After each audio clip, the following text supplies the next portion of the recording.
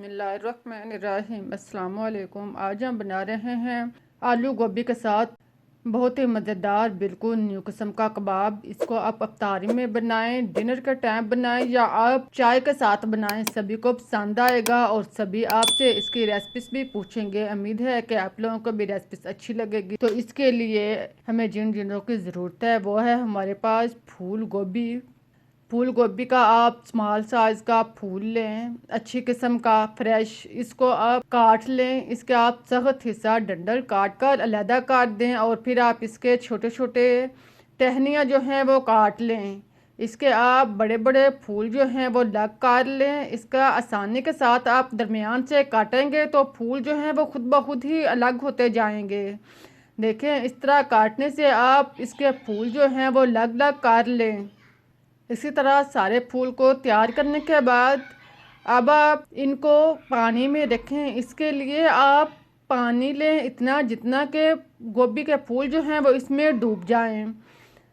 इसमें आप 1 चम्मच नमक डालकर इसको अच्छी तरह मिक्स करें, हल करें। फिर आप इसके अंदर फूल गोभी के 4 से 5 पीस रखें। पानी के अंदर अच्छी तरह हल करें, पानी में अच्छी तरह डुबोएं। इसको आप प्लेट के साथ या किसी भी चीज़ के साथ कवर करके रखें ताकि ये पानी में डूबे रहें। इन्हें आप 15 से 20 मिनट तक इसी तरह डूबे रहने दें। अब आप दो आलू लें, इनको उबाल कर छिलका उतार लें। आलू अगर छोटे हैं तो आप 2 की जगह 3 भी इस्तेमाल कर सकते हैं।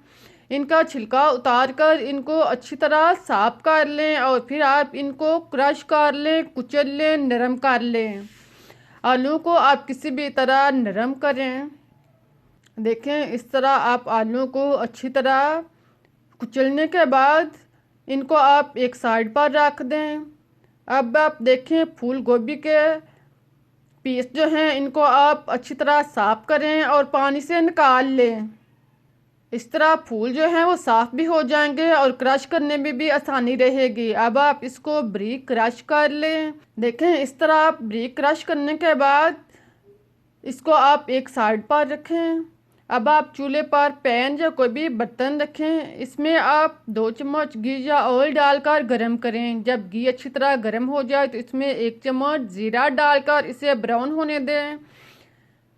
जब ज़ीरे का कलर चेंज हो जाए तो आप एक अदद मीडियम साइज़ प्याज लें, इसे आप काट लें।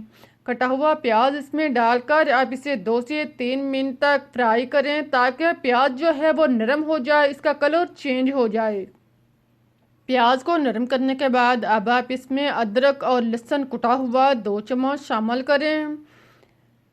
इसको डालने के बाद आप मज़ीद 1 से 2 मिनट तक फ्राई करें ताकि ये ब्राउन हो जाए। अब आप इसमें क्रश शुदा गोभी डाल लें। गोभी डालकर आप इसको मिक्स करें, चम्मच चलाएं और इसे 3-4 मिनट तक पकने दें ताकि गोभी जो है वो अच्छी तरह नरम हो जाए, ब्राउन भी हो जाए। जब गोभी का पानी अच्छी तरह खुश्क हो जाए और इसका कलर चेंज हो जाए तो आप इसमें उबले और कुचले हुए आलू शामिल करें। आलू डालकर आप इसको मिक्स करें। इन सारी चीज़ों को आप अच्छी तरह मिक्स करें।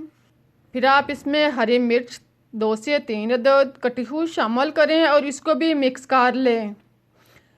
हल्दी पीसी हुई आधा चम्मच शामिल करें। नमक टेस्ट के मुताबिक या 1 चम्मच डाल लें। काली मिर्च पीसी हुई आधा चम्मच डाल लें। चाट मसाला 1 चम्मच शामिल कर लें। इन सब चीज़ों को डालकर आप इसको मिक्स करें और इसे 2-3 मिनट तक भूनें ताकि सारे मसाले जो हैं वो अच्छी तरह इसके अंदर मिक्स हो जाएं। देखें, इस तरह आप इस अमेज़े को तैयार करें। इसको आप अच्छी तरह तैयार करने के बाद चूल्हा बंद करें और इसे आप प्लेट या किसी भी बर्तन में डालकर नॉर्मल हालत में होने दें। जब ये ठंडा हो जाए तो आप इसमें कटा हुआ फ्रेश हरा धनिया शामिल करें और इसको आप मिक्स कर लें। इसको अच्छी तरह इसके अंदर मिक्स करें। फिर आप हाथों पे ऑयल लगाएं। दोनों हाथों पे ऑयल लगाने के बाद अब आप थोड़ा सा मैदा लें, इसे आप एक हाथ में घुमाएं और मुट्ठी की तरह बना लें। इसका आप गोल सा बाउल बना लें। फिर आप इसे दूसरे हाथ पर घुमाकर इसका गोल सा स्नैक तैयार कर लें। आप इसका गोल, फिंगर या चकोर किसी भी शक्ल का आप स्नैक्स तैयार कर सकते हैं। इसी तरह आप अपने शेप के मुताबिक, पसंद की शेप के मुताबिक आप इसके स्नैक जो हैं वो तैयार करते जाएं। सारे स्नैक जो हैं इसी तरह तैयार करें और इसको आप एक साइड पर रखें। अब आप बाउल में 2 चम्मच बेसन डाल लें, इसको छान कर साफ कर लें। साथ में 2 चम्मच आटा डाल लें, इसको आप मिक्स कर लें। फिर आप इसमें हल्दी 1 चौथाई चम्मच शामिल कर लें, नमक 1 चौथाई चम्मच डाल लें। हरे धनिया, इसके आप पत्ते जो हैं वो ज़्यादा इस्तेमाल करें। हरे धनिया के पत्ते डालने के बाद आप इसको मिक्स करें और साथ में पानी डालते जाएं और इसका अमेज़ा तैयार कर लें। इसको आप अच्छी तरह मिक्स करें कि इसके अंदर गिल्टी जो है वो बिल्कुल ना हो। इसका आप नॉर्मल सा अमेज़ा तैयार करें, जो ना ज़्यादा गहरा हो और ना ही ज़्यादा पतला हो।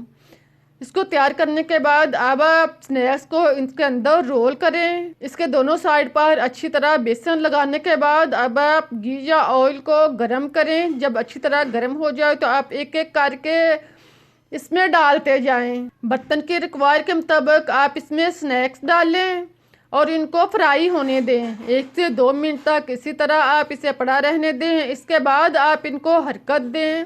अगर कोई स्नैक्स जुड़ा हुआ है तो आप इसको अलग कर लें। फिर आप इसकी साइड चेंज करें। जब एक साइड से ब्राउन हो जाए तो इसकी साइड को चेंज करें और दूसरी साइड से भी आप इसको ब्राउन करें। प्यारे प्यारे बहन भाइयों, आपको मेरी रेसिपीज़ कैसी लग रही हैं, इसके बारे में अपनी राय का इजहार कमेंट्स में दें। रेसिपीज़ को लाइक करें, शेयर करें, चैनल को सब्सक्राइब करना मत भूलें। ये आप लोगों की तरफ से हमारे लिए इनाम होता है, हमारे लिए तोहफा होता है, ताकि हम इससे बेहतर और मज़े की रेसिपीज़ आपको टाइम तक पहुंचा सकें।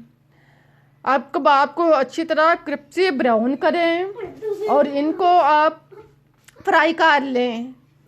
देखें जब इनका कलर ब्राउन हो जाए तो आप इनको निकाल लें। इसे निकाल कर आप जालीदार बर्तन पर रखें ताकि इनका ऑयल जो है वो अच्छी तरह रिमूव हो जाए। इसी तरह आप बाकी स्नैक्स को फ्राई करें। आप देखें कितने अच्छे मज़े के तैयार हुए हैं, देखने में ही कितने अच्छे लग रहे हैं। यकीन करें टेस्ट में इससे भी कहीं ज़्यादा मज़े के हैं।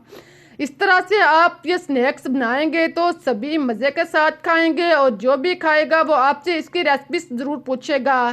उम्मीद है कि आप लोगों को रेसिपी पसंद आई होगी। आप मुझे इजाज़त दें, फिर मिलते हैं एक नई और मज़ेदार रेसिपीज़ के साथ। तब तक के लिए अल्लाह हाफिज़।